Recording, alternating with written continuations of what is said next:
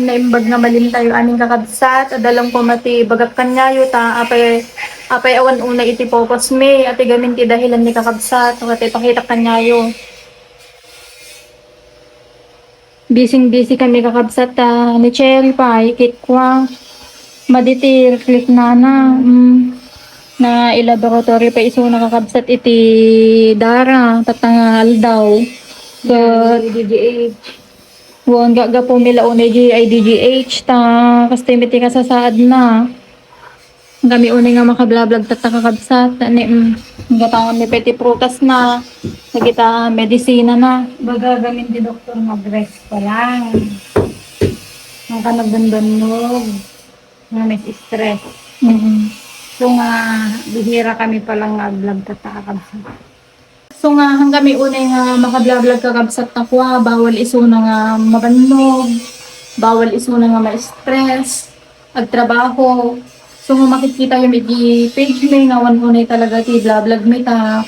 Busy pa kita o papobra ti balay, nera na mabanbannog. So nga sa pelo ko makakabsat kit maawatan nyo kay laeng at nga sitwasyon may ta ni nariga mo nung ipili ni kayo nagkuhag content niya.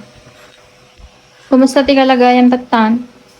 Kasang-sampit pa ka ro, dito nga nabannog. Dress ka pa lang Nga pala gubra, bayang mo siya anin pala da gubra. Nagpalaing ka, bawal pa kano kanyang pinalsam. Bawal pinalsam. Bawal tinapgad. Nagasang. Nagadunga bawal pa kape. Bawal kape soft drinks. Bawal pa gatas. Tinumim lang dapat kano kikwa, danom. H2O.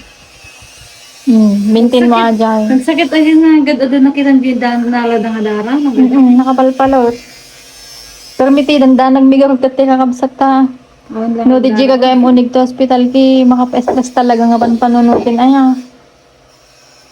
Dati kinadupay nga pasyente. Paimbag ka nga nalaeng, kararagta kini apo.